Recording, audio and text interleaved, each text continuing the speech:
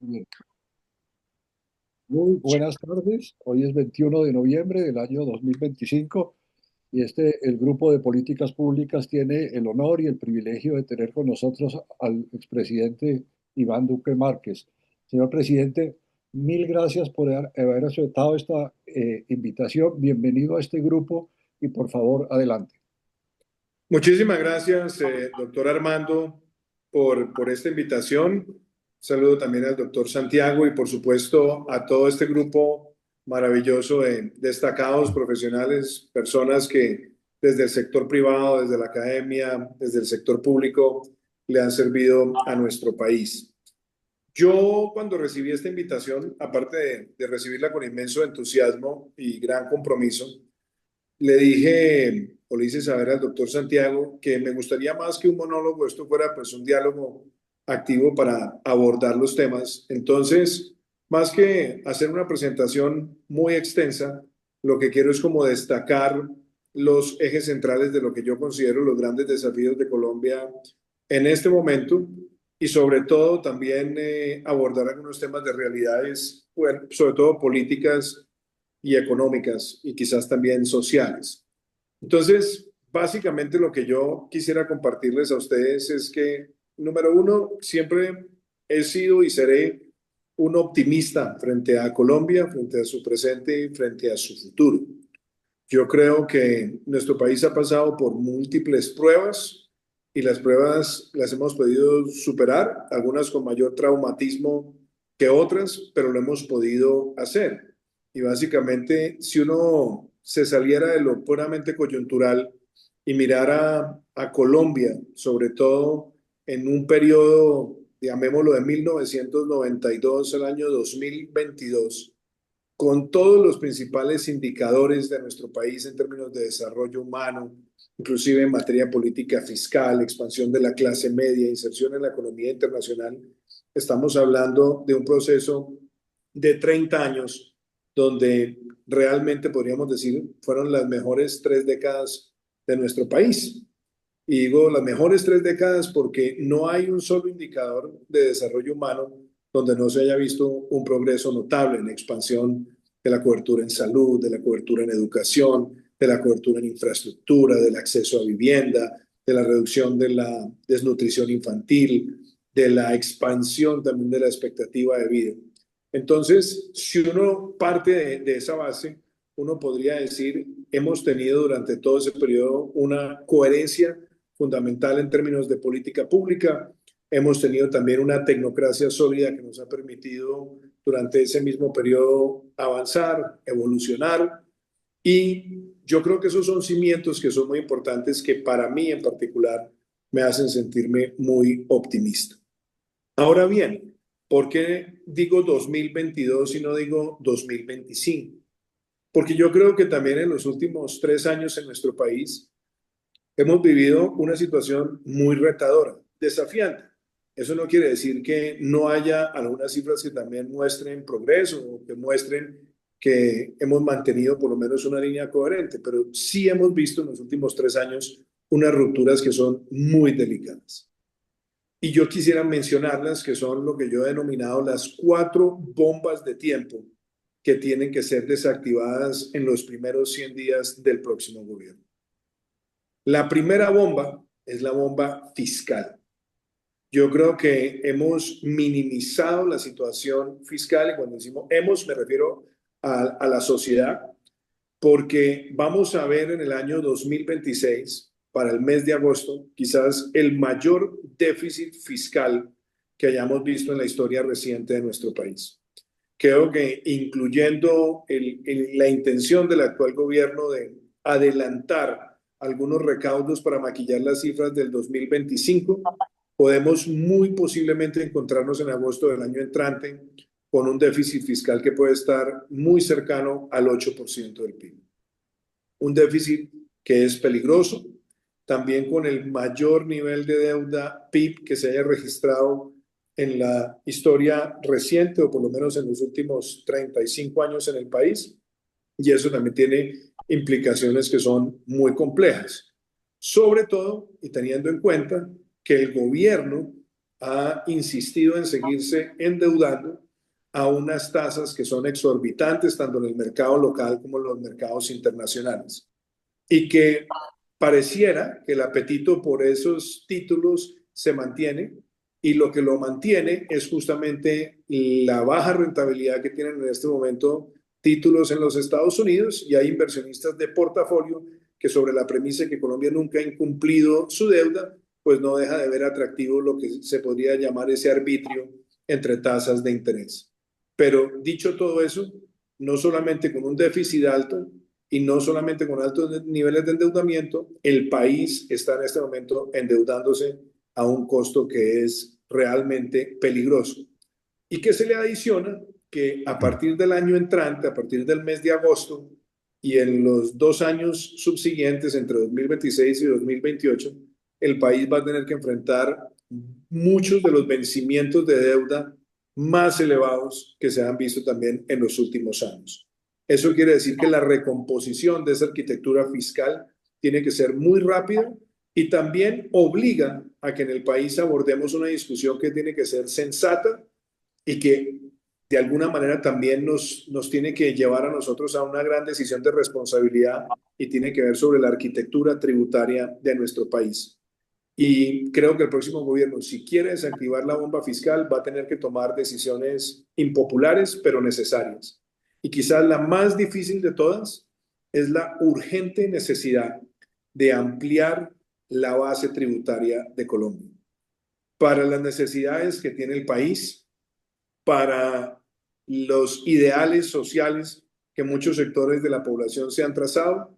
Es prácticamente imposible lograrlos con un porcentaje inferior al 6% de nuestra población que paga el impuesto de renta, y donde alrededor de 3.000 personas jurídicas representan la mayoría del recaudo del impuesto de renta.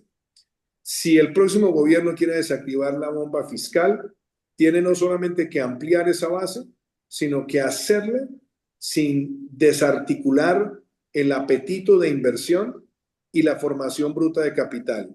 Y eso implica que tenga que tomar la decisión de no seguir recargando esas nuevas tarifas o impuestos en los sectores empresariales que hoy son los que más aportan a nuestro país.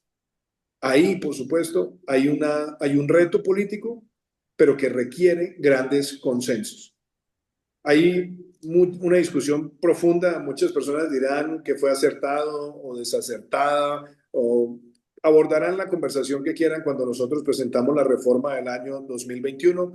Creo que esa es una conversación que a mí me encantaría siempre tener, pero debo decirlo que si hubiéramos sacado adelante esa reforma, muy seguramente el país tendría en este momento una gran estabilidad, y de pronto hubiera terminado siendo para muchos el gran aliciente de gasto para el actual gobierno. Pero lo hicimos con una sensación de responsabilidad, con un informe técnico riguroso, con una participación de expertos, y yo sí creo que la gran deuda que tenemos frente a la bomba fiscal es que si Colombia no amplía su base tributaria, el país va a estar sometido a altos niveles de estrés fiscal.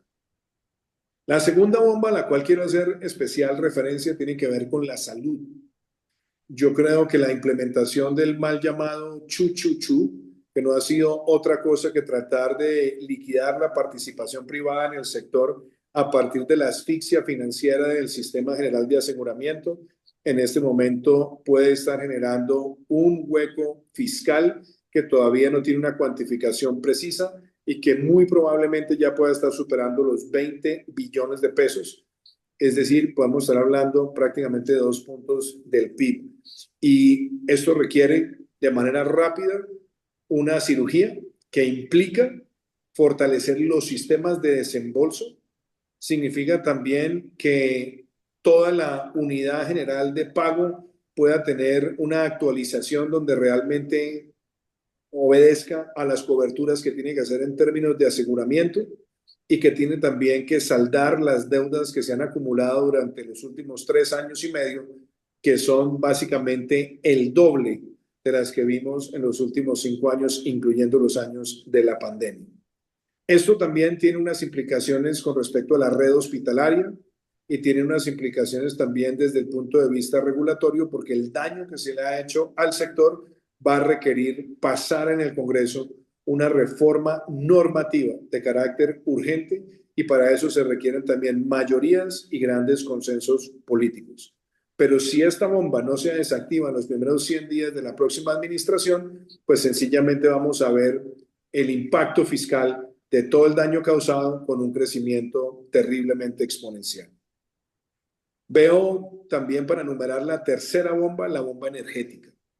Yo creo que el haber visto cómo se rompieron fundamentos y criterios técnicos que vienen desde los años 90 y que hacía que nuestro país fuera altamente respetado en materia de regulación de servicios públicos y también del mercado energético, pues hoy, por el prurito del actual gobierno de obligar a que las empresas favorezcan tener tarifas baratas sobre la base de tener que exponerse a básicamente cubrir con sus gastos menos de lo que generan todas sus actividades operacionales, va a llevar también a una gran dificultad. Y el hecho de tratar de mantener tarifas bajas artificialmente en algunas regiones del país también va a ser bastante traumático. Entonces, desactivar esa bomba solamente en lo que tiene que ver con energía implica que se recomponga la CREG en los primeros 100 días del próximo gobierno, e implica también restablecer las condiciones de mercado y todos los factores de definición tarifaria soportados en elementos técnicos, incluyendo que las empresas puedan generar utilidades reconociendo no solamente sus gastos operacionales, sino también las inversiones que se están haciendo para la mejora continua del servicio. Y esa bomba energética también va a requerir de manera rápida restablecer las condiciones de exploración en materia de petróleo y gas, que van a tener un rezago de 3 años y que va a dificultar que aún los pozos que ya fueron identificados en materia gasífera costa afuera van a tener también un retraso de 3 años adicionales. O sea, se tiene que restablecer la exploración, se tiene que restablecer la explotación, pero sabiendo que no vamos a recibir una nueva, no vamos a recibir nueva producción, por lo menos en los primeros 3 años del próximo gobierno, para lo cual se va a requerir también la importación de gas a unos costos que todavía tienen factores de incertidumbre. Pero es muy importante que las señales se den y se den a tiempo. Y por otro lado, también el costo que va a tomar en el país volver a tener el número de taladros que se tenían en Colombia en el año 2022, volver a tener el apetito de los inversionistas de llegar a las principales cuencas del país. Esto va a tomar tiempo, pero requiere grandes consensos, reformas regulatorias. Y por último, quiero también señalar la bomba de la seguridad. Colombia nunca, desafortunadamente, podemos decir, ha estado gozando niveles de gran estabilidad en materia de seguridad en los últimos 20 años, pero sí son niveles que son sustancialmente inferiores a los de la década inmediatamente anterior. Colombia básicamente logró entre el año 2018 y 2022 mantener una tasa promedio de homicidios de 25 por cada 100.000 personas. Logró también en ese mismo periodo, bajo esa tasa de homicidios, el promedio más bajo de un cuatrenio, pero obviamente eso también venía de progreso que se había dado en la administración anterior a la nuestra, progreso que también se dio durante los 8 años del mandato del expresidente Uribe, y eso estaba articulado con una fuerza pública que tenía unificada la inteligencia, que tenía capacidad ofensiva, que había mejorado su dotación técnica y que también estaba ejerciendo paulatina y progresivamente mayor control territorial. Las preocupaciones de fondo que tengo yo frente a este tema son básicamente 4. La primera y más importante: Colombia desarticuló los elementos centrales de la lucha contra el narcotráfico en los últimos 3 años y medio. Se desmantelaron los grupos manuales de erradicación. Desde que se suspendió la dispersión aérea en el año 2015 y para agosto del año 2018, habíamos pasado de 120 grupos manuales de erradicación a 25 en el momento en que empezó nuestra administración, sabiendo la restricción que el país tenía para ejercer la aspersión aérea y después de haber solicitado a la Corte Constitucional, avanzamos en llegar a más de 170 grupos manuales de erradicación que hoy en el país no superan los 20 grupos realmente constituidos y con unos indicadores y metas claras. El promedio de erradicación de hectáreas durante nuestro cuatrenio fue de 100.000 hectáreas por año. Y obviamente eso que nos permitió parar el crecimiento exponencial que se había dado entre el año 2015 y el año 2018. Dos indicadores permiten apreciar: el de Naciones Unidas, donde básicamente se pasó de 50.000 hectáreas a más de 170.000 hectáreas entre el 2015 y el 2018, o el del UNDCP de los Estados Unidos, donde básicamente mostraba que entre el año 2015 y el año 2018 el país había pasado de 100.000 hectáreas a 212.000 hectáreas de coco. Logramos parar ese crecimiento exponencial. Tuvimos que enfrentar años como el año 2020, donde por la pandemia hubo un aumento de alrededor de 20.000 hectáreas, pero si uno lo mira porcentualmente o lo mira de manera agregada comparado con el cuatrenio anterior, pues logramos ese gran propósito que era la estabilización. ¿Con qué elementos?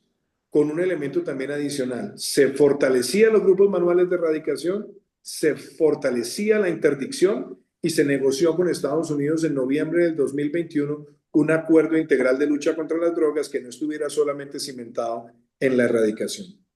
En los últimos 3 años y medio, el país disminuye los grupos manuales de erradicación, tiene el menor número de incautaciones como porcentaje de la producción y ante la pérdida de capacidad ofensiva, de capacidad helicoportada, de diagnóstico y de órdenes ofensivas contra los grupos armados ilegales, hay un crecimiento también de esos grupos en el territorio nacional, principalmente vinculado con el narcotráfico. Conclusión de la historia: el próximo gobierno tiene que en los primeros 100 días desactivar esa bomba, y hacerlo va a requerir unos volúmenes de inversión en materia de seguridad para actualizar todo lo que se dejó de invertir en los últimos 3 años y medio, que puede superar entre los 15 y los 20 billones de pesos, es decir, 2 puntos adicionales del PIB. Entonces, son 4 bombas centrales. Alguna gente, y veo aquí a la doctora Sandra Borda también, dirá que también está la bomba de las relaciones internacionales. Yo creo que eso es mucho más fácil de resolver con voluntad política, buena diplomacia y buena gestión, pero a todo esto que les acabo de enumerar, diría, hay un factor transversal que no es menos importante, y es que se ha debilitado al extremo la tecnocracia en el gobierno nacional. El hecho de haber desmantelado que haya una gran capacidad profesional independientemente de los ciclos políticos en Planeación Nacional, en el Ministerio de Hacienda y en muchas de las agencias e instituciones de nuestro país, puede tomar mucho tiempo en recomponerse. Y también, por supuesto, el hacer una depuración de las personas que solamente están ahí para representar feudos políticos o expresiones ideológicas o sesgos o prejuicios, pues puede hacer la tarea también de reconstrucción un poco más compleja. Ustedes dirán, este panorama no coincide con mi primera parte cuando dije que soy optimista, lo sigo siendo, pero creo que es muy importante que se establezcan los consensos rápidos. Es muy importante que en el contexto político que estamos viviendo entendamos que hay una gran proliferación de candidatos. Yo veo a los sectores, sobre todo de extrema izquierda, bastante consolidados, bastante armoniosos y con una hoja de ruta, y veo en este momento una proliferación de candidatos en el centro, centro derecha y derecha, que amerita tener un mecanismo a través del cual se decanten. ¿Puede ser una unidad? Sí. Yo creo que esas unidades solamente se pueden resolver a través del voto popular, salvo algunos escenarios de partidos que se puedan resolver por métodos de encuestas y demás.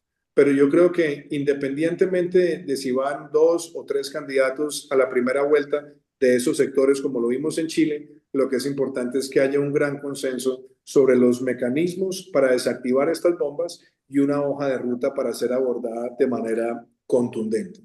Y quizás mi último mensaje en esto también tiene que ver con un elemento que a veces termina entrando en la conversación y no deja de ser distorsionante y tiene que ver con la concepción de la paz, la implementación de los procesos de paz, etcétera. Ustedes saben, y no necesito ahondar en esto, yo fui vocero del no en el plebiscito en el año 2016. Esencialmente mi postura fue en contra de la impunidad y del capítulo de justicia que estaba estableciendo impunidad, y con el pasar de los años creo que nos ha dado la razón al no haber ninguna sanción, ni proporcional, ni siquiera que permita aliviar a las víctimas. Y por el contrario, hemos visto que hay muchos sesgos en la forma como se han implementado esas condenas. De ahí a pasar a sostener que hay que eliminar por completo cualquier elemento de implementación, pues yo creo que eso solamente puede ser un error y solamente puede radicalizar, dividiendo aún mucho más un sector donde son más las coincidencias que las diferencias, y de pronto llevarnos al difícil terreno del narcisismo de las pequeñas diferencias, donde tenemos grandes coincidencias, pero unas pequeñas diferencias en torno a un par de temas puede hacer insalvable la posibilidad de una consolidación de unidad electoral. Entonces, creo que este tema también es bueno tenerlo ahí, porque sí creo que hay que hacer reformas para garantizar que no haya impunidad. Hay reformas que se tienen que hacer en materia de mejorar el impacto territorial de la inversión, pero como lo puedo decir con total tranquilidad y también con el respaldo de los indicadores, en nuestro gobierno, con el liderazgo también del consejero Emilio Archila, logramos dejar a la luz de la evaluación del Instituto Kroc el nivel de ejecución del proceso de paz en un 35%, teniendo en cuenta que este es un proceso de implementación que tardaría 4 gobiernos y que lo hicimos proporcionalmente con la agenda de tiempos para ese momento. Veo al doctor Daniel Gómez también en pantalla, veo también a Luis Alberto Rodríguez, y ellos más que nadie saben por su gestión en planeación nacional cómo a eso le pusimos todo el debido contexto de políticas públicas para ser exitosos. Y yo creo que sobre este tema, más allá de las reformas que se requiera hacer, es muy importante que este no vaya a ser un factor que divida, sino que nos permita tener acuerdos sobre cómo podemos mejorar y garantizar una debida implementación para que eso no dé espacios a que se consoliden alianzas con quizás conceptos maniqueos de guerra o paz, que es totalmente distante a lo que son las verdaderas discusiones frente a esta materia. Yo creo que esos serían elementos que yo quisiera enumerar y decirles a todos ustedes que el ejercicio que estamos haciendo es para que también podamos entrar al diálogo, a la conversación, al debate. Y yo creo que, doctor Armando, paro ahí y los dejo a todos con la reflexión de las 4 bombas centrales que tenemos que desactivar en los primeros 100 días, o de lo contrario, creo que pasaremos por momentos de gran traumatismo institucional. Muchísimas gracias. Presidente, mil gracias. Muy interesante, muy completa su presentación. Presidente, quisiera decirle lo que hacemos usualmente. En este momento, le pedimos a la gente que levante la mano que le haga preguntas o comentarios, y le rogaría que cada tres personas que participen, usted les responda, presidente. Perfecto, doctor Armando. Muy bien. Entonces tenemos ya varias manos levantadas. Comenzamos con Diego Pisano. Diego, adelante. Diego. Sí, sí, ya. Gracias, doctor Armando, y muy amable presidente por esa presentación. Yo estoy de acuerdo con las 4 bombas de tiempo y solo agregaría que esas bombas están interrelacionadas, hay interacción entre todas esas crisis y eso va a tener efectos fiscales muy graves y va a ser muy difícil controlar el déficit fiscal y al mismo tiempo resolver esas cuatro crisis. Yo quería hacerle una pregunta, dado que usted conoce en forma íntima cómo funciona Washington, cómo funciona la Casa Blanca, cómo funcionan los partidos, los tanques de pensamiento, las ramas del poder público. Y desde aquí de Colombia tenemos la impresión de que América Latina, después de varios años, vuelve a estar en el radar como una prioridad estratégica por los temas de migración, de drogas, de energía, de la influencia de China y de Rusia, etcétera, comercio. Eh, Le quería preguntar si eso es cierto, si desde Washington vemos que América Latina es una prioridad estratégica y qué implicaciones tendría eso para Colombia en el mediano y largo plazo. Gracias. Gracias, Diego. Luis Fernando Mejía, adelante. Hola, presidente, ¿qué tal? Qué gusto verlo otra vez. Un saludo muy especial. Gracias por esa muy interesante reflexión. Una pregunta, bueno, primero, decirle que los cuatro temas que usted llama bombas, nosotros también los hemos identificado como los cuatro temas urgentes que vamos a proponer algunas cosas muy concretas desde Desarrollo en esos cuatro temas justamente, así que hay una coincidencia plena. Pero más allá de eso, justamente, usted menciona en su charla la importancia de generar unos espacios de consensos, porque las reformas que se vienen van a ser muy importantes, por ejemplo, en materia tributaria. Y el énfasis obviamente ahora está en el tema de la presidencia, pero como usted bien lo sabe, muchas de las reformas que se van a tener que hacer van a pasar por el Congreso de la República. Y quisiera que nos diera una reflexión sobre cómo está viendo justamente esa dinámica del Congreso de la República, las elecciones, para dónde está viendo la situación y qué posibilidades hay de que tengamos un Congreso sólido, técnicamente razonable, que permita justamente darle un espacio necesario a unas discusiones con una gran altura para poder hacer esas reformas requeridas. Muchas gracias, presidente. Gracias, Luis Fernando. Gracias, doctor. Camilo Herrera, adelante. Señor presidente, una pregunta adicional a los cuatro temas que usted plantea. Claramente, el gasto de los hogares en Colombia viene creciendo muy fuerte y la industria en Colombia pues, no viene con ese mismo dinamismo, a excepción de las industrias creativas, culturales y de entretenimiento, que se pueden entender como economía naranja, tema que usted impulsó desde su gobierno. ¿Qué amenazas cree que tiene ese sector en los próximos 4 años ante lo que usted plantea y cómo podríamos fomentar a que ese proceso siga en la misma dinámica? Gracias, Camilo. Presidente, adelante. Bueno, primero, pues muchísimas gracias. A las tres preguntas son tres personas que respeto y con las cuales he tenido la posibilidad pues, de interactuar en mi vida. Con Luis Fernando entramos a trabajar el mismo día al BID, hace 24 años. Con Camilo tuve la ocasión de conocerlo cuando yo tenía pelo negro y Camilo tenía más pelo, hablando de economía cultural, por allá en el año 2003, 2004 en el BID. Y por supuesto el doctor Diego, a quien lo conozco y sé también de la relación y la amistad que tuvo con mi padre. Pero yo empiezo por la primera parte. Sí, América Latina está en el radar, pero yo creo que está en el radar por las razones equivocadas.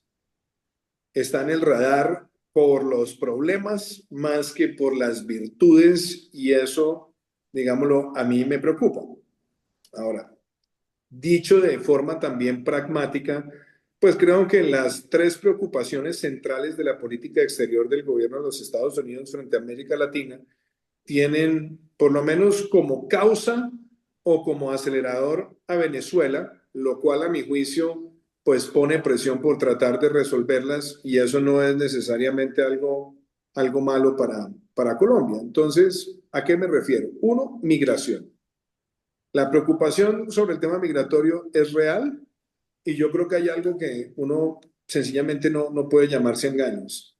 En este momento, o por lo menos desde julio del año pasado, se ha vuelto a ver una especie de optimismo tenue, pero optimismo al fin y al cabo, de que sí va a haber una salida en Venezuela y por lo tanto los flujos migratorios han tendido a desacelerarse, no a parar, pero a desacelerarse desde la elección que ganó Edmundo González.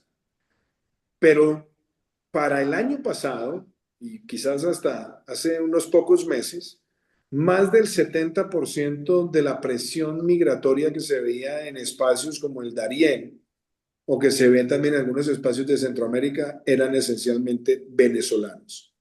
Luego, una permanencia indefinida de Maduro puede detonar una nueva oleada migratoria, que por supuesto nos puede traer implicaciones a nosotros y puede tener para otros países. Segundo elemento es narcotráfico. Y claramente Venezuela, con el cartel de los soles, con el Tren de Aragua, pues tienen una participación allí importante, sustancial. También, por supuesto, en el caso de la cocaína, Colombia está indefectiblemente en el radar. Colombia puede estar representando el 75% o más de la producción mundial de cocaína. Entonces, eso hace que en la agenda América Latina esté.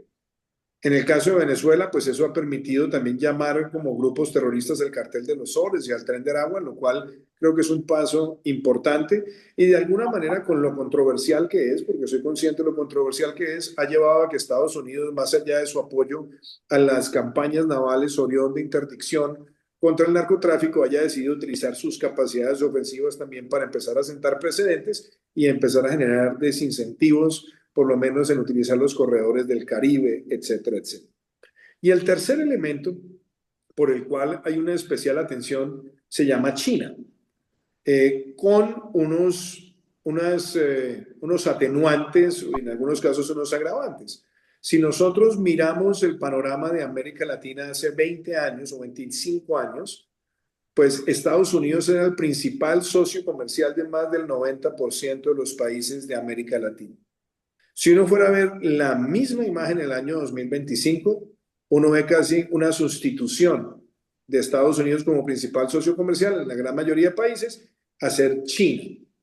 Entonces, yo creo que Estados Unidos sí está viendo con especial interés, preocupación y también con un sesgo geopolítico en cómo puede recomponer ese rol como principal socio comercial y como principal país de influencia en el hemisferio. Entonces, esos son tres elementos que hoy ponen especial atención sobre América Latina. Entonces uno diría, doctor Pizano, bueno, ¿es cierto que América Latina es visto estratégicamente? Sí, es visto estratégicamente por esas tres preocupaciones. Pero hay otros temas que yo creo que deberían capturar más la atención de los Estados Unidos. Por ejemplo, en toda la transición energética, América Latina es uno de los países que tiene minerales fundamentales para esa transición. Estamos hablando de una región que puede tener más del 40 a 45% de las reservas mundiales de litio, que puede tener más del 37% de las reservas mundiales de cobalto, que tiene además cobre, concentración también de carbón, que tiene níquel, que tiene otra serie de minerales y también tierras raras que empiezan a generar especial atractivo para que esa transición pueda ser una transición segura y estable.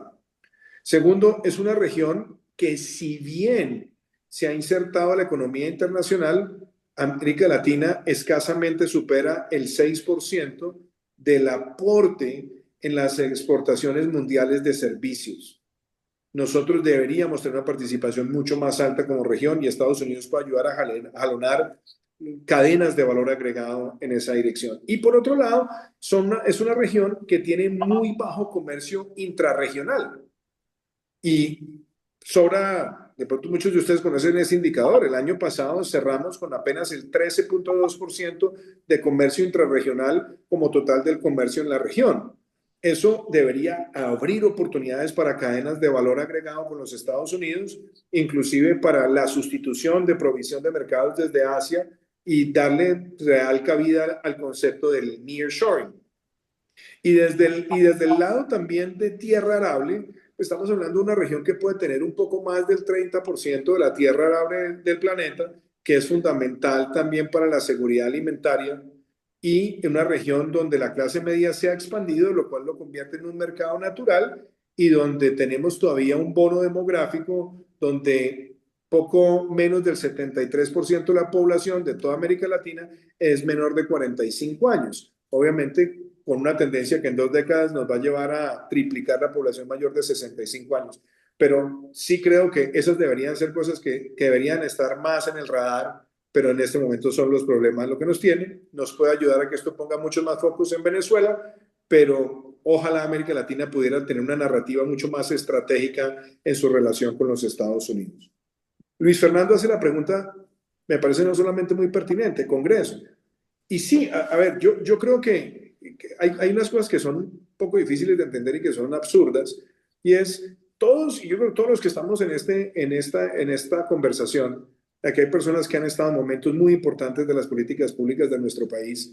Este es un país que todavía tiene grandes deudas sociales. Nosotros tenemos que seguir aumentando la cobertura de agua, la cobertura de salud, de educación, de infraestructura, pero no podemos seguir teniendo esas aspiraciones y con una carta política tan garantista, teniendo solamente el 6% de la población pagando impuesto de renta. Eso es insostenible. Entonces, si queremos tener un país con la capacidad de cerrar las grandes brechas sociales, y yo creo que en eso hay un consenso en el Congreso y a nivel de gobernadores, alcaldes y casi que hasta de candidatos, pues uno debería decir, venga, no será posible, ya superando lo que nos tocó vivir en nuestro gobierno y también un poco las insensateces fiscales de este gobierno, decir, venga, lleguemos a una especie de pacto de la Moncloa fiscal, donde entendamos que hay que ampliar esa base, y ampliar esa base no significa extinguir, ni acabar, ni asfixiar a la clase media, sino razonablemente ampliar esa base.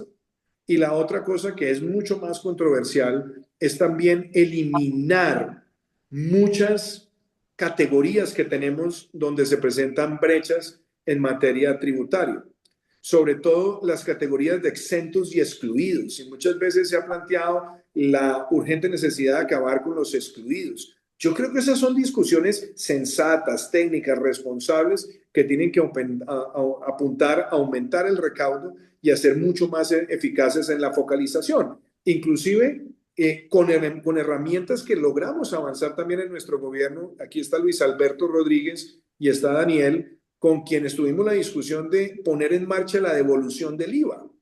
Era poder aumentar el recaudo del IVA, pero hacer un mecanismo de devolución a través de transferencias focalizadas en las familias más vulnerables, corrigiendo esa regresividad que trae implícita ese impuesto y por lo tanto teniendo una mayor capacidad de expandir la clase media y de darle mayor protección social a las familias más vulnerables del país. Se mantuvo la devolución, pero no hemos corregido el propósito de esa devolución, que tenía que estar cimentada en, por supuesto, eliminar muchas de esas categorías que solamente generan brechas.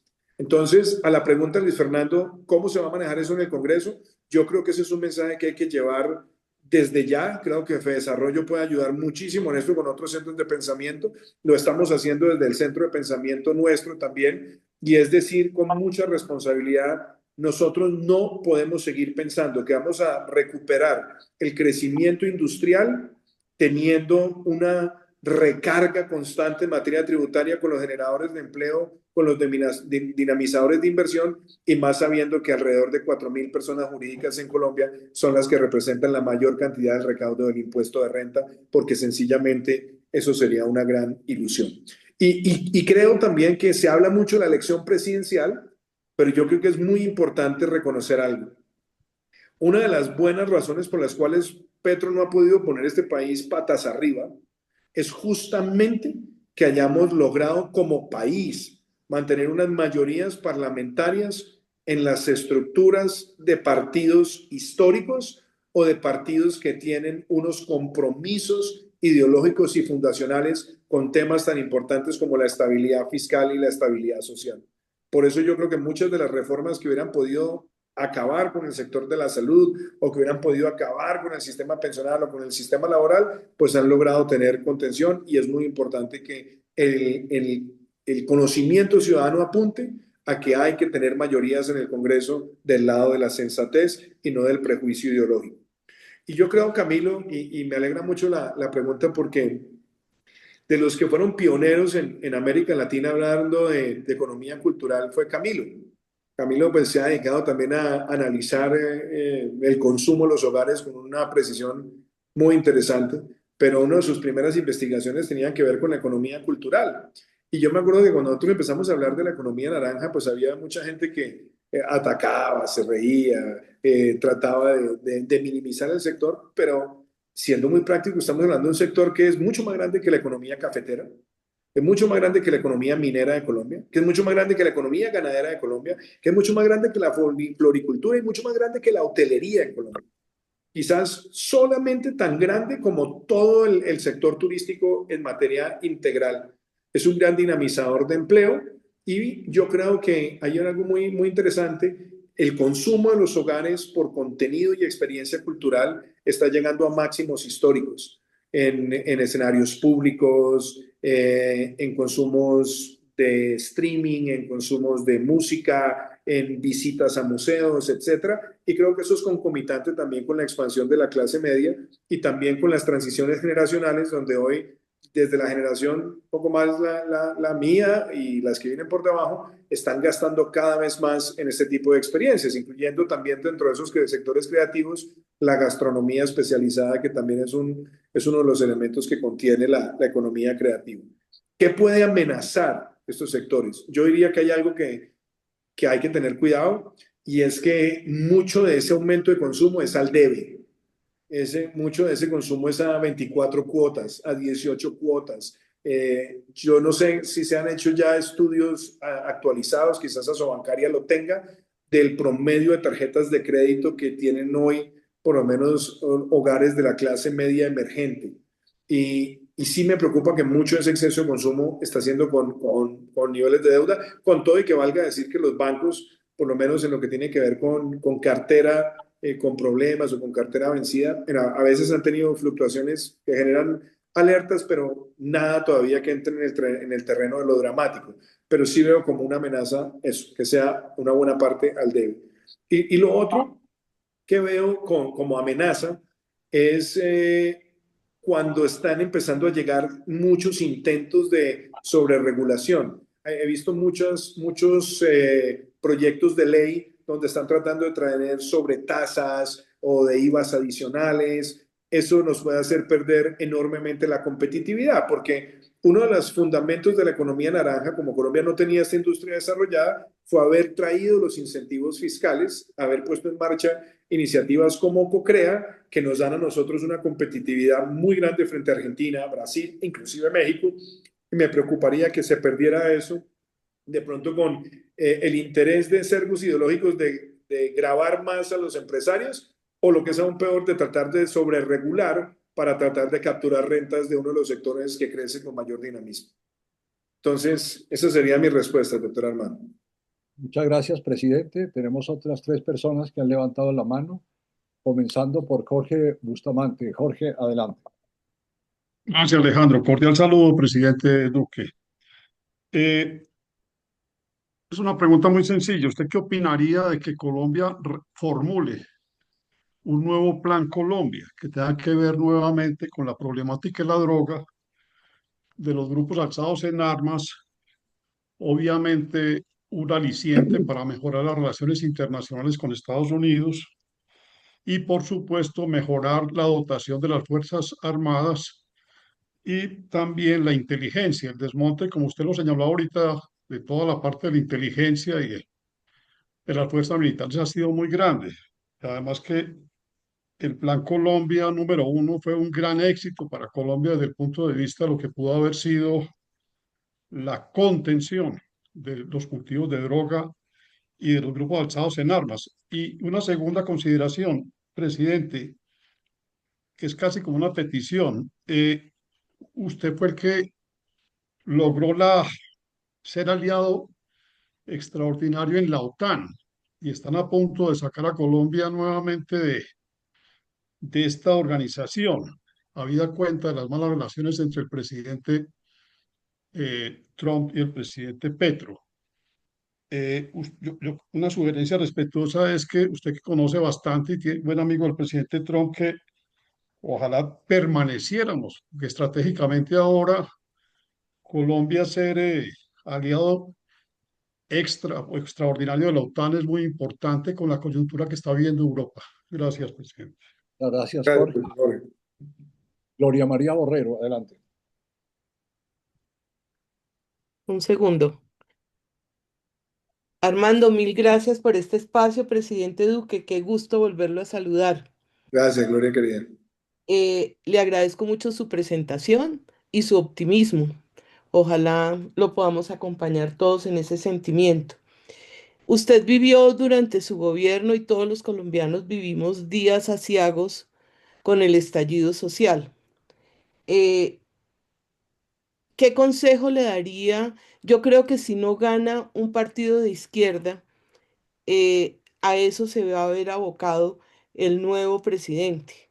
O sea, mientras estamos tratando de desactivar esas cuatro bombas que usted nos describió, yo creo que puede volver a suceder lo que le sucedió a usted en su gobierno. Entonces, ¿usted qué consejo le daría al próximo presidente de la República? Y el segundo consejo, que yo creo que usted más que nadie lo puede dar, es sobre la aspersión aérea. Usted sabe que nuestro gobierno, en su gobierno, del cual yo hice parte, gracias a su generosidad, intentamos por todos los medios cumplir los 6 requisitos de la Corte Constitucional. Yo hoy, con el paso del tiempo, creo que 5 de los 6 son cumplibles y así casi que lo logra su gobierno. Y yo hoy, si me preguntarían, yo diría, fumiguen, ¿ya? Que ese sexto nunca se va a cumplir. Y volvería a abrir el tema de la fumigación para erradicar los cultivos de coca, pero pues quisiera oír su consejo al próximo presidente. Gracias. Gracias, Gracias, ministra. Fabián Giraldo, adelante. Gracias, Armando. Buenas tardes, presidente. Buenas tardes a todos. Yo creo que en esa misma línea que plantea Gloria frente al Consejo, pero más bien lo cambiaría por reflexión. Le preguntaría, presidente, en su visión, usted organizó de alguna manera el país en las zonas estratégicas de intervención integral. Y para el liderazgo de cada uno de los problemas que se presentaban allí, yo recuerdo que usted tenía unos altos consejeros que quizás venían desde antes, desde el gobierno de Santos, y si uno piensa a veces, pues esto es una práctica democrática que algunos gobiernos lo hacen, inclusive Estados Unidos, cuando determina quién es su advisor de seguridad nacional, a veces nombra uno, a veces es un secretario, pero digamos en este tema de la gobernanza, porque una de las grandes preocupaciones pienso que es la desarticulación del Estado. Uno se imagina que un alto consejero tiene el liderazgo, la experiencia y la madurez para llamar a los ministros y enfocar sus actividades hacia un esfuerzo que es mancomunado, particularmente en su ejemplo de gobierno, las zonas estratégicas. ¿Cuáles son sus reflexiones frente a lo que vivió, a lo que después de estar fuera de la presidencia, pensar y decir, oiga, yo creo que esto efectivamente puede funcionar, pero le haría estos ajustes y recomendaría que se tuviera en cuenta eso, porque una vez removidas todas estas altas consejerías, a mí me parece que se articula aún más de lo que normalmente el Estado ha venido siendo, por lo menos en la reciente historia. Gracias. Gracias, Fabián. Presidente, por favor, adelante. Muchísimas gracias. Bueno, me da mucho gusto ver nuevamente al doctor Jorge Bustamante, con quien compartimos también tantas conversaciones y con quien tuve la posibilidad también de abordar temas desde energía hasta desarrollo cuando yo estaba en el Banco Interamericano. Me alegra verlo, doctor Jorge. Yo creo que, a ver, nuevo plan Colombia. Sí, pues si lo quieren llamar Nuevo Plan Colombia, o como quiera que se llame, yo creo que sí se necesita una nueva agenda vigorosa con Estados Unidos, pero una agenda, y debo decirlo, aquí no se trata pues de mirar atrás y aprovechar esto para no echarse incienso y mirra. Claramente logramos algo muy importante con Estados Unidos cuando celebramos los 200 años de relación bilateral, y fue que Colombia fuera reconocido como aliado estratégico no miembro permanente de la OTAN, que es el mayor reconocimiento de alianza diplomática que uno pueda tener con los Estados Unidos. Eso fue realmente espectacular. Nosotros éramos el segundo o tercero mayor receptor de asistencia de los Estados Unidos en el mundo. Casi que en su momento a la par o después de Israel y Egipto.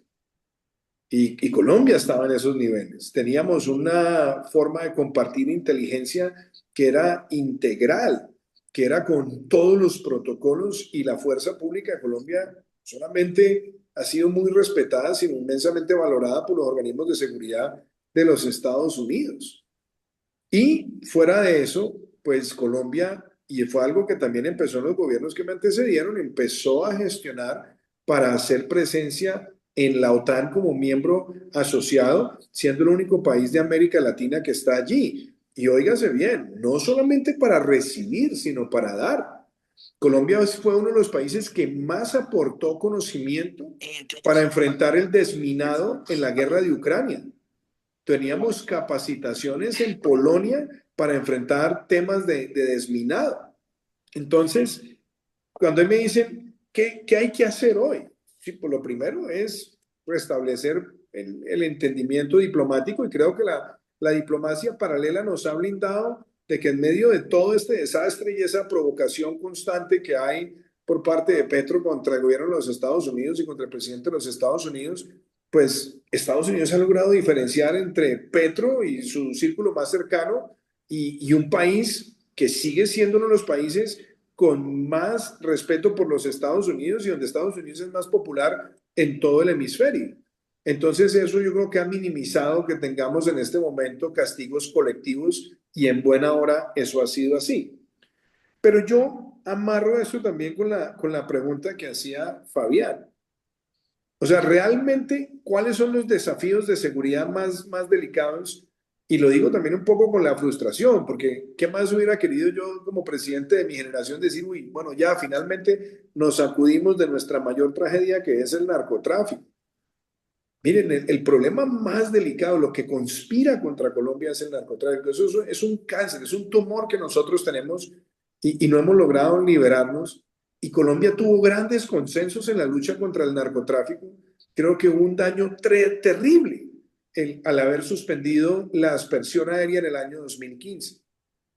Y cuando uno dice eso, no es que uno sea el prurito de uno sea el fumigador en jefe, que qué rico estar fumigando, pero hay que tener todas las herramientas a disposición. Uno no puede tener una caja de herramientas sin un martillo. Y aquí se necesita aspersión, erradicación manual, sustitución, desarrollo alternativo. Todas las herramientas hay que tenerlas a la mano. Y se hicieron en Colombia cosas muy importantes. Cuando el doctor Santiago Montenegro fue director de Planeación Nacional, en su momento también con el Tato Cano, que era en ese momento el ministro de Agricultura, de las cosas más importantes fue cuando Colombia se trazó a aumentar los cultivos de palma, que pasaron de 100.000 hectáreas y terminaron en el año 2022 en más de 600.000. Siendo la palma, primero, en Colombia no es deforestadora. Segundo, siendo la palma un cultivo de ciclo largo y el mayor formalizador laboral en el campo colombiano y un sustitutor del cultivo ilícito en muchas regiones del país como el Catatumbo o Tumaco. Y lo propio también se puede hacer con cultivos que son agroforestales, particularmente como el cacao. Entonces hay que tener todas las herramientas a disposición.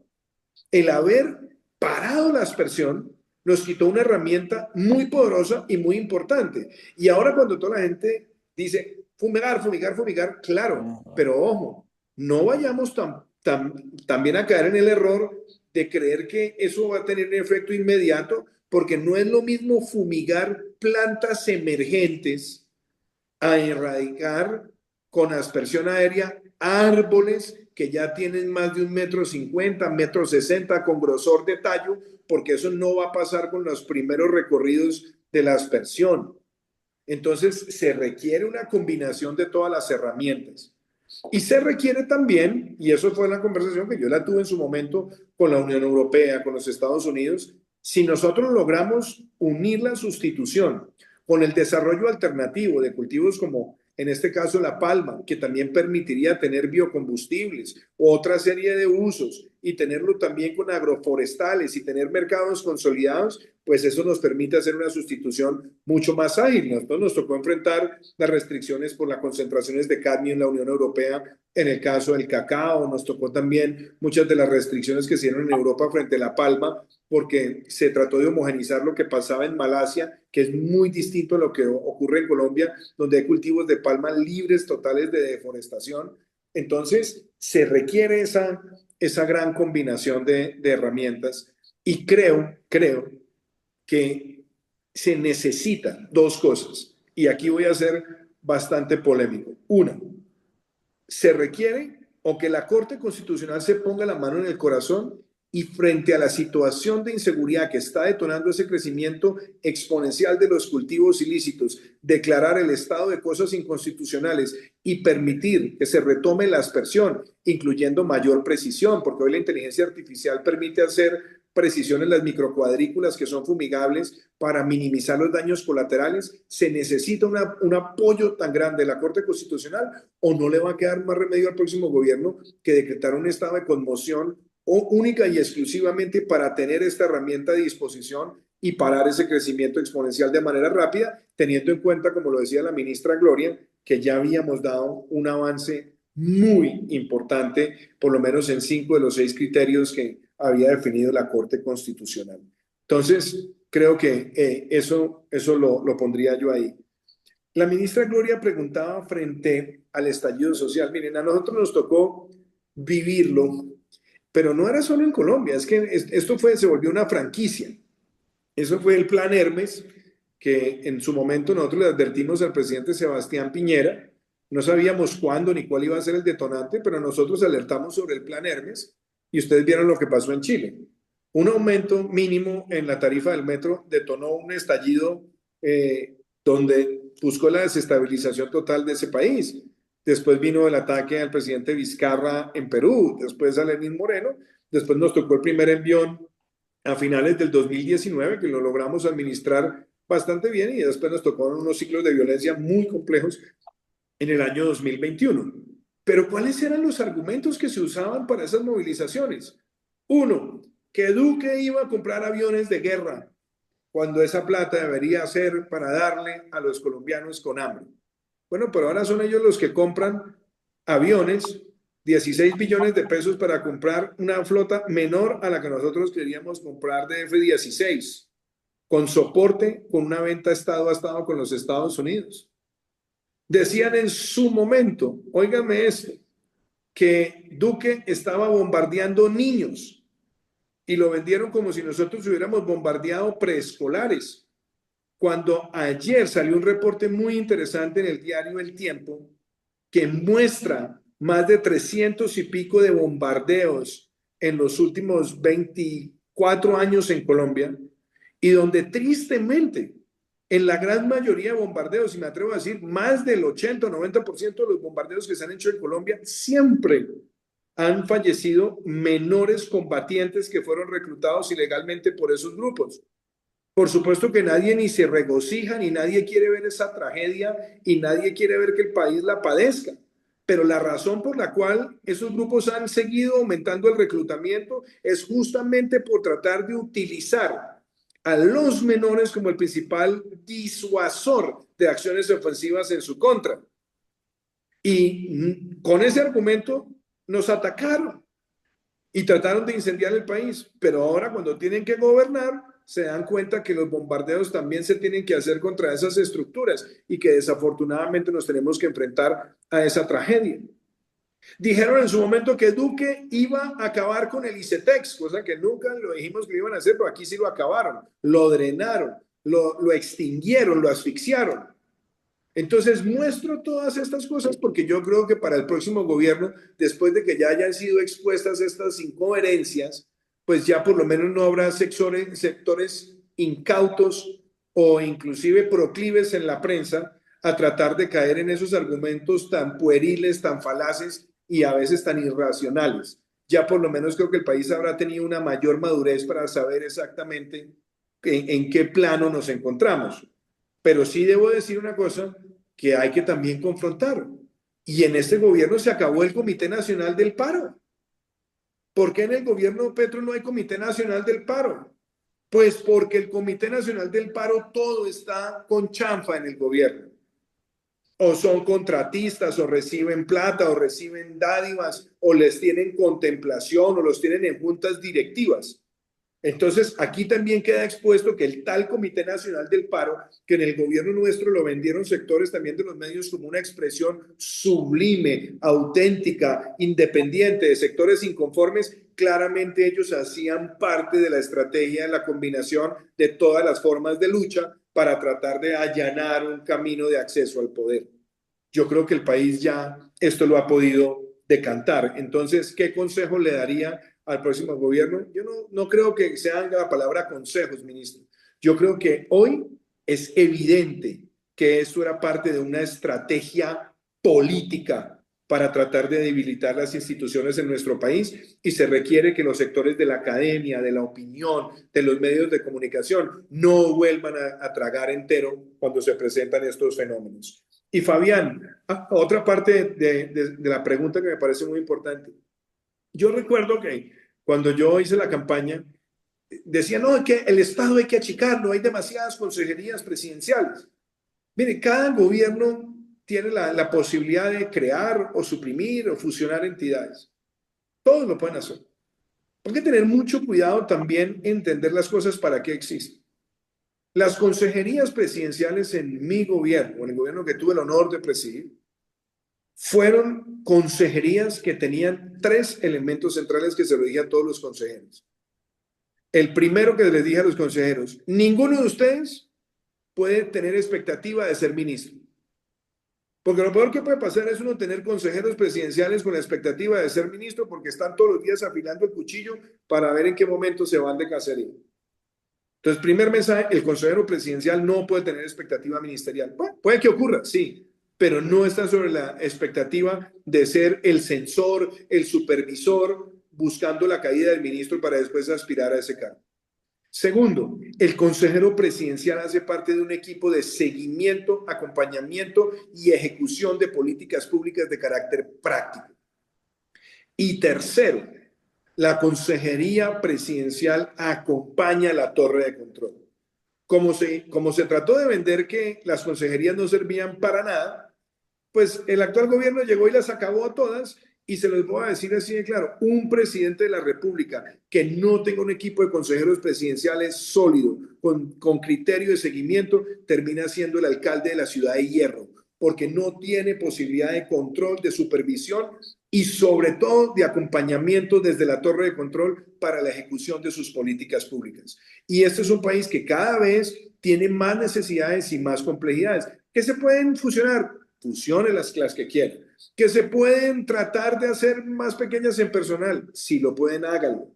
Hoy hay de pronto muchas más herramientas, pero es fundamental tener esas consejerías. Y la otra cosa es, y yo me gané también varias batallas y varias peleas y varias críticas, porque hubo personas que venían de la administración anterior que yo les pedí que se quedaran. Yo no creo en esas administraciones públicas donde llega una administración nueva con un rastrillo y se lleva de tajo a toda la tecnocracia que tiene un criterio patriótico que viene de administraciones anteriores, donde teníamos gente que consideraba que era valiosa, con experiencia y que podía prácticamente trabajar con nuestro gobierno. Lo hicimos. Y algo de lo que también me siento muy contento: yo integré un gabinete donde había una muy buena parte de personas que votaron por el sí en el plebiscito y otra muy buena parte de personas que votaron por el no en el plebiscito, porque había que dar un mensaje también de, por encima de ese hecho que dividió al país, teníamos que ser capaces de concentrarnos en sacar un propósito común. Y frente a la CEI, y esto es muy importante, Fabián, esas intervenciones en el territorio, si había algo que a mí me obsesionaba, era que el equipo de gobierno estuviera en el territorio nacional. Nosotros hicimos 145 talleres construyendo país durante todos los fines de semana en el gobierno, la gran mayoría de los fines de semana. Hicimos más de 340 consejos de seguridad durante los 4 años. Y teníamos a los consejeros presidenciales y a los ministros en el desarrollo de esas zonas estratégicas de intervención integral, acompañando la fuerza pública, porque ahí es donde se construye el brazo de seguridad y defensa, acompañado del brazo de desarrollo de la administración. Y creo que eso es algo muy poderoso para el país, que desafortunadamente también se perdió en estos 3 años y medio, porque cuando un presidente tiene que ir todos los fines de semana al territorio con su gabinete, no es un show, no es para lucir que está viajando o haciendo presencia, es agotar, escuchar a los gobiernos territoriales, es agotar, escuchar a la comunidad y tratar de ser capaz de construir soluciones. Y yo creo que esa práctica se tiene que retomar a partir del 7 de agosto del año entrante, porque eso genera un gran tejido de respaldo al andamiaje institucional del Estado colombiano. Gracias, presidente. Tenemos otras tres preguntas. Comienza Santiago Montenegro. Santiago, adelante. Gracias, presidente. Qué gusto tenerlo acá. Muchísimas gracias por habernos acompañado en esta tertulia. Yo quiero, para comenzar, salirme un poco de Colombia y hacerle una pregunta muy general sobre cómo ve usted la democracia en el mundo. Digamos, aparecen cada semana cantidad de artículos hablando de la crisis de la democracia, ¿no? De gobiernos que pueden ser elegidos, sí, por elecciones, pero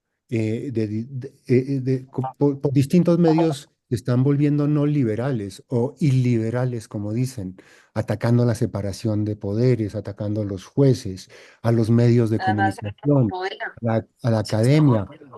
Y, y estas tendencias parecen verse en todo tipo de gobiernos, gobiernos de izquierda, ¿no? En España, por ejemplo, los ataques al actual gobierno de Pedro Sánchez, pero también pues se hacen algunas críticas a otros gobiernos, como el de Milei, incluso en los Estados Unidos, ¿no? Entonces yo quería preguntarle, usted que, que está vinculado a, a varias universidades, incluyendo la Escuela de Gobierno de Oxford, eh, eh, eh, ¿cómo ven estas tendencias de la democracia en varias partes del mundo y las amenazas que podamos tener aquí en Colombia? Usted dice que es optimista eh, sobre el futuro de Colombia, ¿no? Pero yo creo que en alguna medida estas tendencias iliberales las estamos viendo en el presente gobierno. Pero usted cómo vería todo esto un poco en América Latina y en nuestro país hacia el futuro. Gracias, Santiago. Ana María Ferreira. Adelante, Ana María. Hola, presidente, qué gusto verlo, me alegra mucho verlo. Presidente, en relación con una de las bombas que es la bomba energética, estoy totalmente de acuerdo con usted. Colombia es de los pocos países en que las inversiones se hacen fundamentalmente basadas en confianza en el inversionista y en un marco regulatorio. Es de los países que no tiene contratos de PPA, de compras firmes de energía, sino se basa en un marco regulatorio y comparto plenamente que hay que actuar muy rápidamente en ese frente. Se requieren 40 billones de inversión solo en generación y sin inversión privada pues no vamos a llegar a ninguna parte. No obstante, de lograrse eso, también vemos en simultánea retrasos muy significativos en los proyectos de transmisión, de generación, y esto pues no solamente en el sector energético, sino en múltiples sectores que nos van a llevar pues a un racionamiento de gas casi inminente y a un racionamiento altamente probable de energía eléctrica en el 27 y en el 28. Y esos rezagos se asocian no tanto ya a un tema de confianza inversionista, sino a un tema de licenciamiento ambiental y consultas previas. Entonces, dado usted está muy metido en estos temas de medio ambiente, quisiera preguntarle, primero, presidente, cuál fue su experiencia en este frente durante su gobierno y segundo, ¿cómo cree usted que podemos manejar muy rápidamente este tema? Porque al ritmo de desarrollo que vamos, pues definitivamente no vamos a llegar. Entonces, me interesa mucho su opinión. Y finalmente, ¿cree usted, presidente, o no, que Escazú nos puede incidir positivo o negativamente en este frente? Gracias. Gracias, Ana María. María Sol Navia, adelante. Gracias Armando, gracias presidente. Ha sido realmente interesante poder oír sus apreciaciones en este momento tan difícil y cuando a usted le tocó manejar una época especialmente difícil con la pandemia y luego con las reacciones populares. Yo quería preguntarle cómo vio usted la participación del sector privado y cómo la ve hacia ese futuro. Indudablemente es de esperar que ante la desactivación de las 4 bombas de que usted habló y que va a ser muy difícil, especialmente en el tema fiscal y tributario que se necesita tocar, va a manejarse y a buscarse otra vez una reacción popular tan peligrosa y tan agresiva como la que tuvimos en el 2021, la cual, entre otras cosas, afectó de una manera muy especial a los empresarios, porque al bloquear carreteras, al bloquear el transporte, se dificultó el manejo de insumos, de ventas, en fin, de todas las bases necesarias para la producción y para el desarrollo empresarial.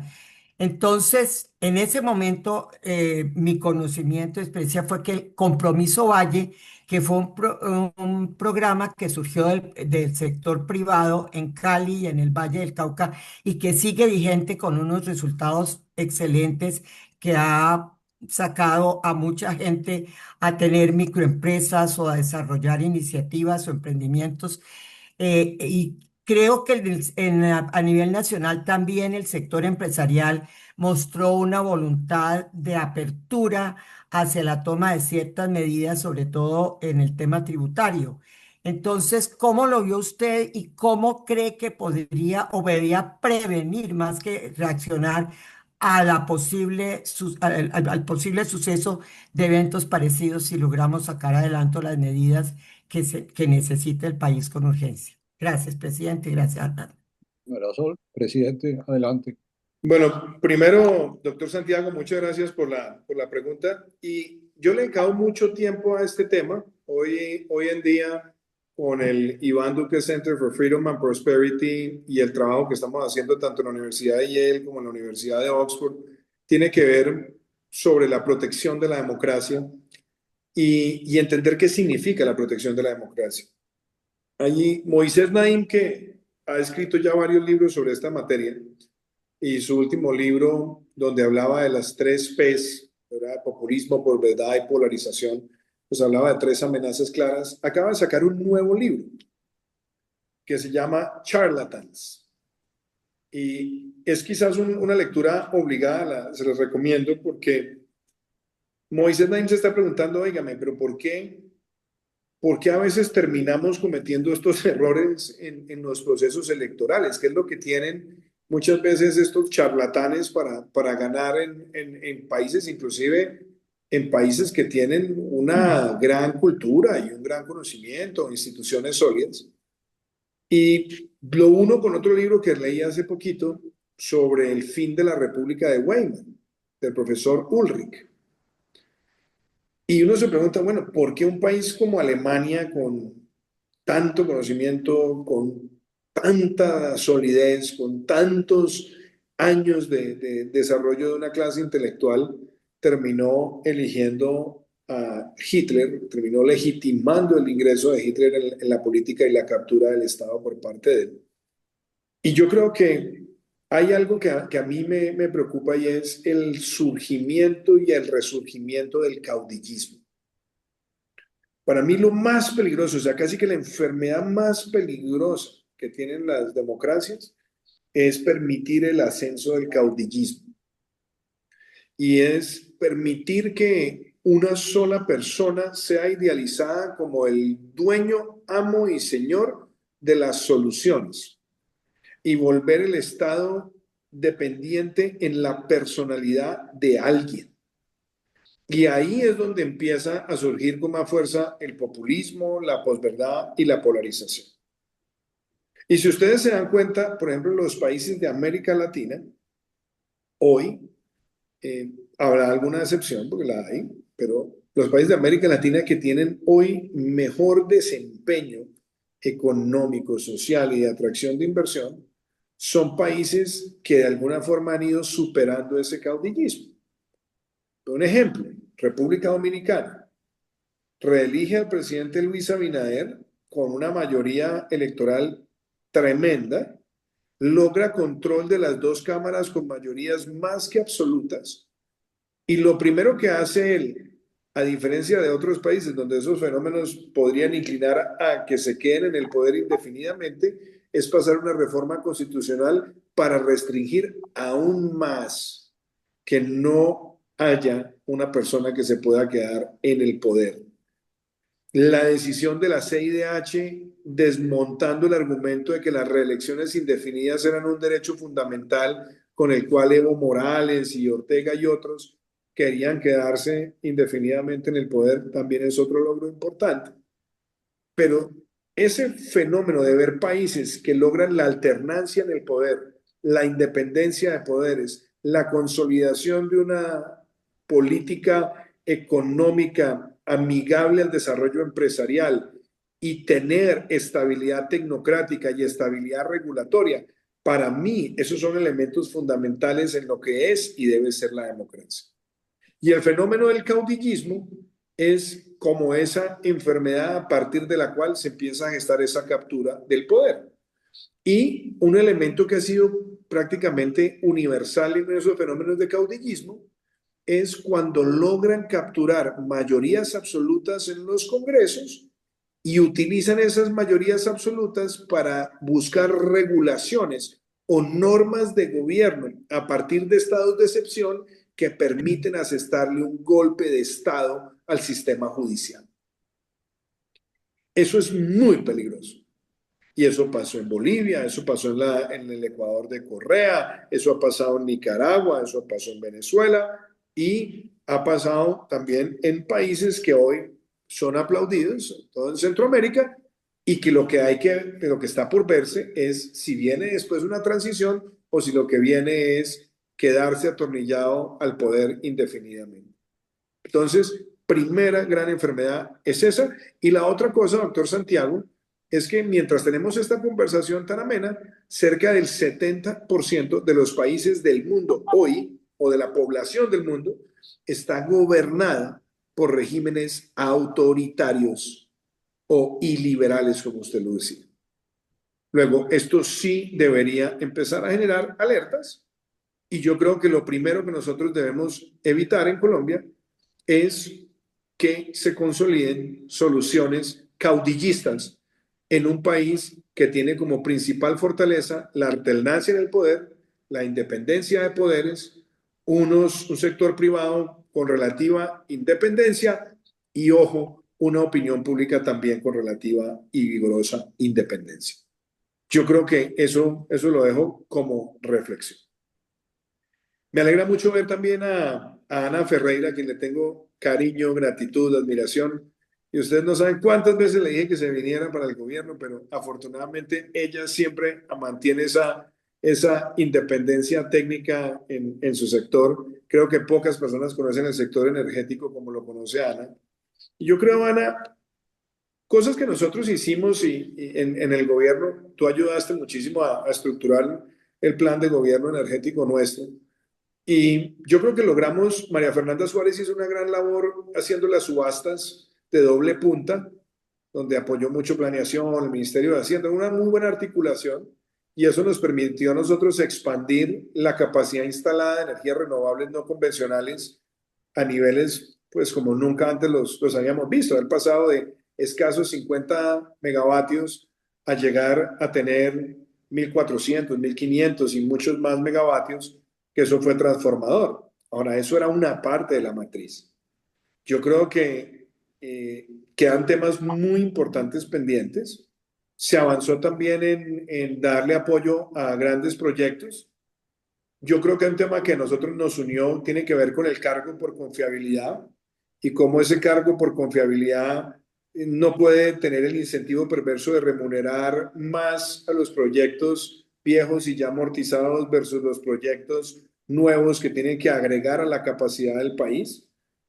Creo que además hoy hay un consenso global que antes se hablaba mucho de transición. Yo creo que hoy lo que se habla es más de consolidación energética. Hay que tener todas las fuentes que se puedan, tratar de tener la matriz lo más sólida, diversificada, estable, sostenible y confiable, que sencillamente el prurito de irse por aquí o por allá. Eso es una lección que quedó de Ucrania para los europeos. Es una lección que tiene hoy Estados Unidos con toda la revolución de la inteligencia artificial, donde el informe de la Agencia Internacional de Energía el año pasado muestra que en la demanda por electricidad en el mundo, solamente demanda por electricidad, tuvo uno de los crecimientos más altos de la última década, principalmente jalonado por China y principalmente jalonado por la inteligencia artificial, los data centers. Y aún en los Estados Unidos, solamente OpenAI puede estar consumiendo más energía que 110 países individualmente, lo cual muestra que de pronto vamos a empezar a ver en muchos países el resurgimiento de pequeñas centrales nucleares. Vamos a ver también la consolidación de fuentes. Y yo creo que Colombia, con el potencial que tiene a filo de agua, con el potencial térmico que tiene, con las posibilidades también con nuevos preceptos y mecanismos de control ambiental, también tener generación con carbón a boca de mina, de tener también térmica y otros mecanismos, Colombia tiene que hacer una apuesta por seguir siendo un país autosuficiente y potente en materia energética. Creo que en Colombia se sobredimensionó mucho el tema de las consultas previas. Yo creo en las consultas previas, me parece que es un ejercicio que es importante, da tranquilidad, le permite a muchas comunidades también recibir beneficios del desarrollo, pero creo que hay que hacerlas mucho más ágiles. Creo que hoy los mecanismos de participación tienen, con la tecnología, tienen muchas más herramientas para hacerse con más velocidad y, ojo, tenemos también que evitar que algunos aspectos de cosmovisión terminen enrareciendo los patrones uniformes en materia de consultas previas, porque a nosotros tocó vivirlo. Comunidades que ya no vivían en el lugar donde se iba a hacer el proyecto, pero que habían vivido allá, pero que habían surgido allá y que son comunidades nómadas. Entonces, eso se presta muchas veces para mecanismos extorsivos frente a grandes proyectos del Estado, y yo creo que es ahí donde tenemos que hacer una racionalización. Y creo que en materia de licenciamiento ambiental, lo mismo. Yo creo que la velocidad no es contradictoria con la calidad de la evaluación ambiental. Y eso son dos herramientas que yo creo que hay que poner hoy sobre la mesa. Escazú, yo creo que de Escazú se han dicho muchas cosas. Primero, hasta hace muy poco, Costa Rica no lo había ratificado donde se había firmado. Yo debo decirlo, yo tomé la iniciativa de firmar Escazú, presenté Escazú en el Congreso, me sometí a los debates que diera lugar en el Congreso, pero yo creo que Escazú es mucho más el ruido que ha causado que realmente los cambios que esté generando, aunque debo decirlo, tampoco se puede minimizar que hay un camino de interpretación que tiene que ser zanjado. Y yo creo que los mecanismos de interpretación, tratándose de una norma supraconstitucional, pues deberían recaer también sobre la Corte Constitucional de Colombia, que ya también ha tenido bastantes sentencias asociadas con derechos de comunidades, y yo creo que valdría la pena de pronto tener una gran sentencia de unificación de criterios que permitiera acabar con las circunstancias intuitu proyecto que suelen suceder. Deberíamos tener un criterio mucho más universal en materia de leer las condiciones supraconstitucionales. Y yo creo que hay una cosa, doctora Marisol, y es,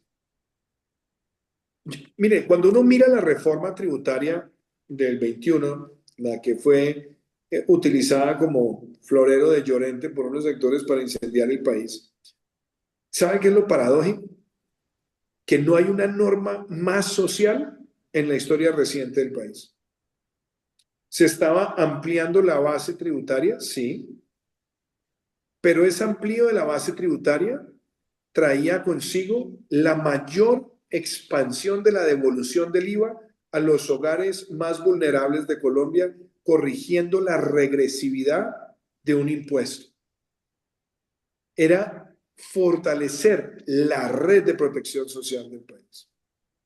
Segundo, ese proyecto estaba convirtiendo a ingreso solidario en un subsidio de carácter permanente a los hogares más vulnerables de Colombia, y con algo que probó ese subsidio. Probó que podíamos mejorar el coeficiente de Gini, inclusive saliendo de una pandemia en unos momentos tan difíciles. Porque la pregunta es, ¿por qué Colombia logró la menor pobreza multidimensional desde que tenemos ese indicador de medición después de la pandemia? Porque se mostró que la focalización que nos permitió el trabajo técnico y la tecnología, llegarle a los sectores más vulnerables con unos mecanismos que ponían también recursos en sus bolsillos y que aceleraban también el consumo del país para una gran reactivación económica. Y aquí lo digo porque Camilo Herrera sí que siguió estos datos. Y ojo con esto que les voy a decir. Inclusive ese año, con los bloqueos criminales que hicieron contra el aparato productivo de Colombia, es el año de mayor crecimiento económico en la historia de Colombia. 10.5%. Mucha gente dice, es que era un rebote.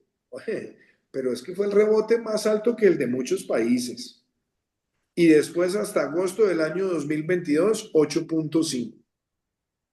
Y eso mostraba que la combinación de herramientas funcionaba. Ese proyecto estaba dejando totalmente cubierta la expansión de la matrícula gratis. Estaba dejando totalmente cubierto el acceso de protección social a todos los mayores de 70 años en condición de vulnerabilidad. Ese proyecto de ley estaba dejando el financiamiento de todo el programa de Jóvenes en Acción con la mayor cobertura que había tenido el programa desde que fue concebido en el gobierno del presidente Pastrana, que además trabajó en eso muy eficientemente Mauricio Santamaría. Entonces, cuando uno ve todo ese alcance social, porque era un proyecto social, claro, era un proyecto que corregía fallas tributarias en el país para generar una gran red de protección social.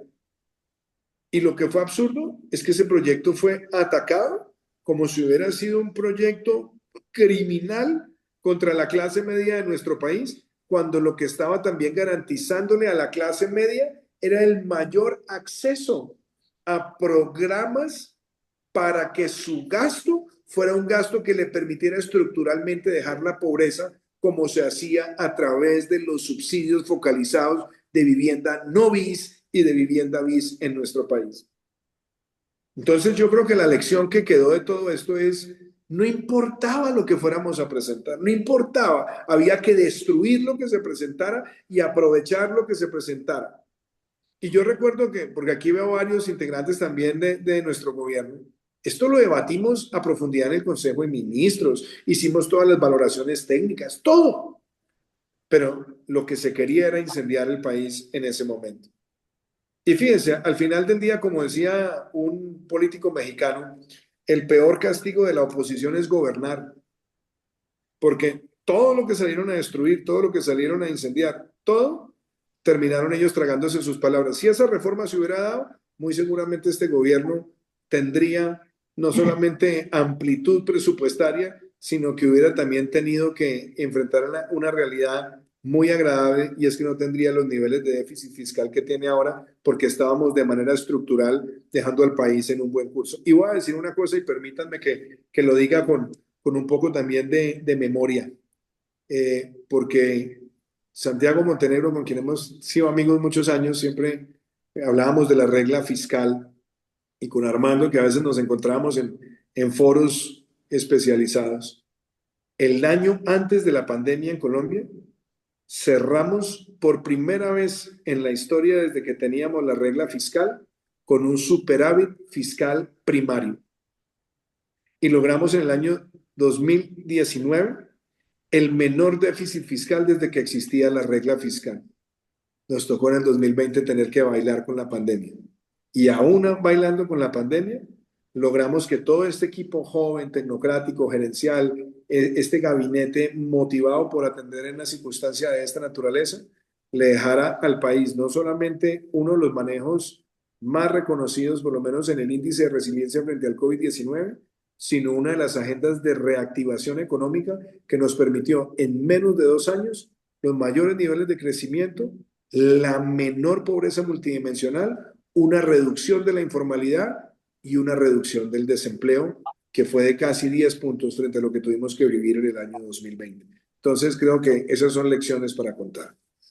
Mil gracias, presidente. Solo queda una mano levantada, la de Marco Ginás. Presidente, y después quería pedirle un favor que nos contara de sus actividades recientes, internacionales, y Colombia, presidente, y preguntarle si no es impertinente si alguna vez va a volver a la política, después de que Marco haga la pregunta. Marco, adelante. Muchas gracias, Armando, y un saludo, presidente. Un gusto saludarlo desde Santiago de Chile. Presidente, usted nos está acompañando en una comisión de geopolítica y sabe que aquí desde la CEPAL venimos insistiendo en que América Latina y el Caribe está atrapada en una trampa de baja capacidad para crecer, explicada particularmente por una productividad que ha permanecido prácticamente estancada e incluso decayendo.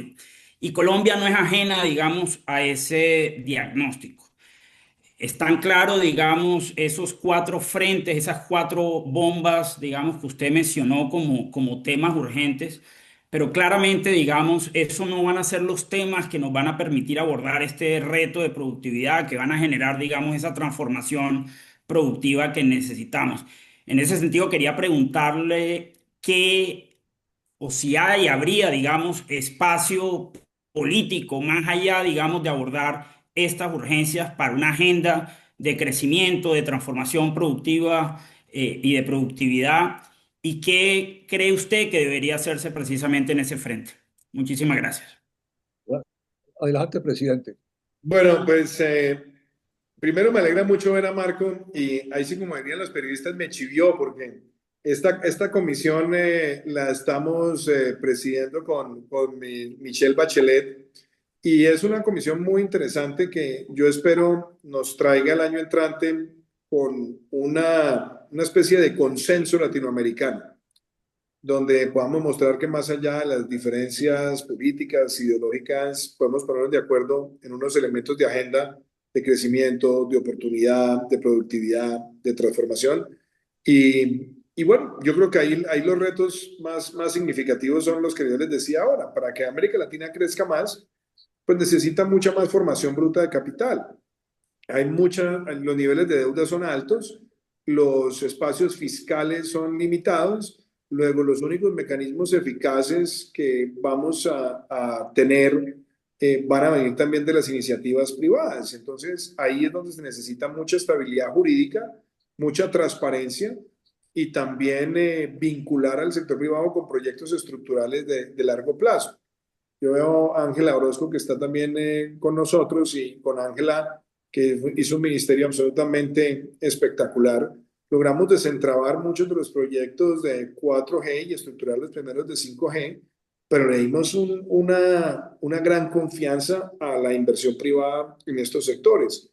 Yo creo que lo necesitamos en aquellos sectores que mueven la aguja del PIB. Esto implica también el sector vivienda. Cosas que, por ejemplo, este gobierno no entendió, porque el gobierno decía, voy a acabar mi casa ya, porque creía que con eso entonces estaba acabando con los constructores. Y en realidad terminaron fue afectando uno de los sectores que más jalona crecimiento. Mire, es que yo se lo pongo de este tamaño, querido Marco, con quien además hemos compartido tanto. En Colombia, el crecimiento del gobierno nuestro, con pandemia incluida, con un decrecimiento de menos 6.5%, menos 7% en el 2020, el crecimiento de nuestro gobierno promedio fue 3.5%. Eso es increíble. Eso no se puede creer. Y va a terminar siendo más del doble del crecimiento de este gobierno, que no tuvo un solo día de pandemia. Y nosotros de 48 meses de gobierno tuvimos 30 que lidiar con pandemia. Y lo hicimos dándole, primero, claridad a los sectores industriales. El haber reducido la carga tributaria del sector privado durante los primeros años de nuestro gobierno fue fundamental para la reactivación. Otra cosa que nadie se olvida, y ya estamos celebrando 5 años del manejo de la pandemia, y nadie se acuerda del PAEF. PAEF subsidió el 50% de la nómina de los principales generadores de empleo en el país, y eso fue un mecanismo de reactivación muy importante. Entonces yo diría, Marco, todo aquello que tenga que ver con traer la inversión privada, todo aquello que tenga que ver con la productividad industrial, todo aquello que tenga que ver con mayor comercio intrarregional también para diversificar frente a tantos factores de incertidumbre que hay hoy, y fuera de eso, poder nosotros insertarnos en mayor exportación de servicios. Yo creo que esos van a ser factores que nos van a ayudar. Sí tenemos unos lunares. Yo estoy muy preocupado porque, como decía el otro día en una presentación, esto puede ser AI o AI. La inteligencia artificial ya está ahí, mejora muchísimo la productividad, pero la forma en la que estamos adoptando y abrazando esas tecnologías en las zonas más difíciles, en la Colombia más apartada, en los sectores más vulnerables de la población y aún peor en la educación pública, esto puede generar unos vacíos y unas brechas que pueden tomar décadas en resolverse, y eso tiene que ver mucho con la productividad, el talento y la capacidad para utilizar estas tecnologías.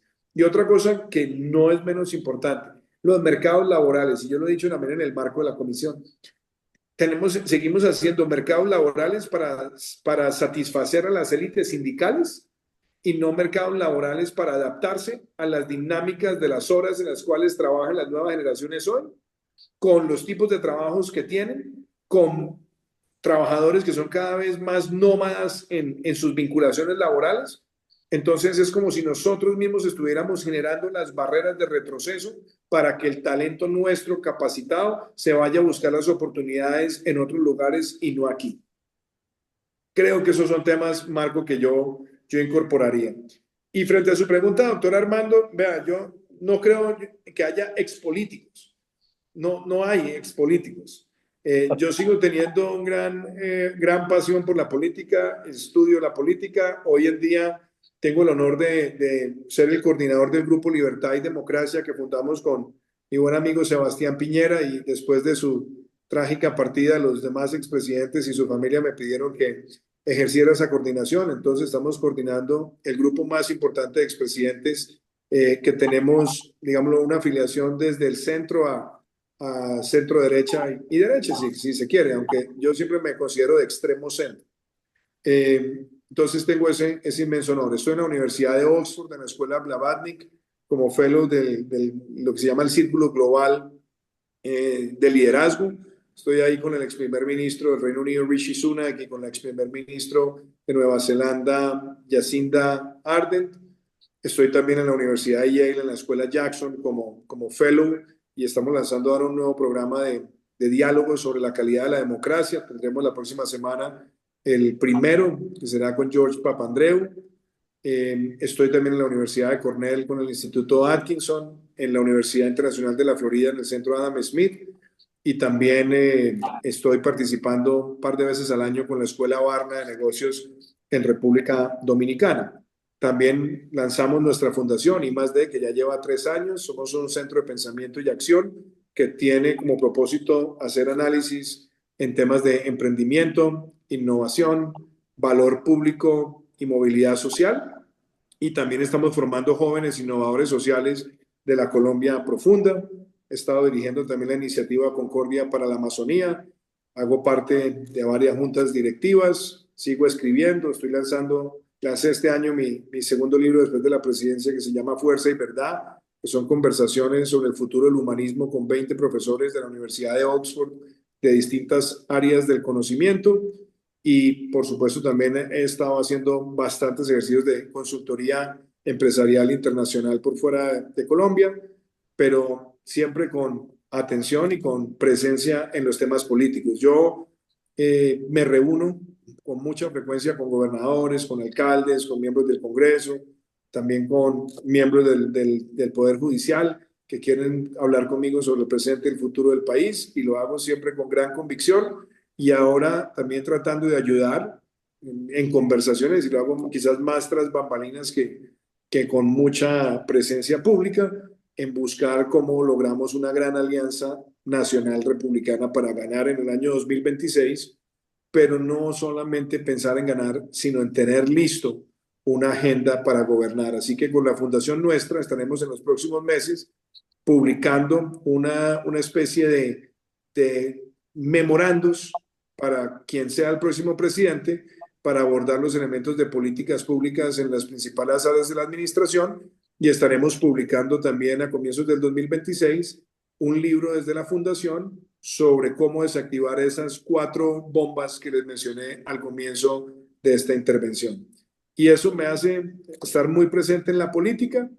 Yo soy menos de estar en la política de la minucia electoral, pero mi gran pasión sigue siendo y será siempre la comunicación política, la combinación de ideología y comunicación, y sobre todo el tratar de contribuir a que el país pueda tener consensos en estas materias para derrotar el populismo, la posverdad y la polarización. Presidente, mil gracias. Yo creo que ha sido una sesión extraordinaria. Muchas gracias por su claridad, por toda la sabiduría de sus respuestas, presidente. Y de verdad, ojalá lo tuviéramos en este grupo más adelante para comentar tantas cosas de la vida del país. Yo creo que interpreto bien el sentimiento de este grupo. Si les pido que lo despidamos con un merecido y sonoro aplauso. Presidente, mil gracias. Muchísimas gracias, doctor Armando. Muchísimas gracias a todos ustedes. Para mí es un verdadero honor con un grupo tan exigente. Me volví a sentir en preparatorio en la universidad. De verdad que rico ver tantos amigos y gente que respeto y valoro mucho por su aporte a Colombia. Que les vaya muy bien a todos. Un gran abrazo. Muchas gracias. Muchas gracias. Gracias.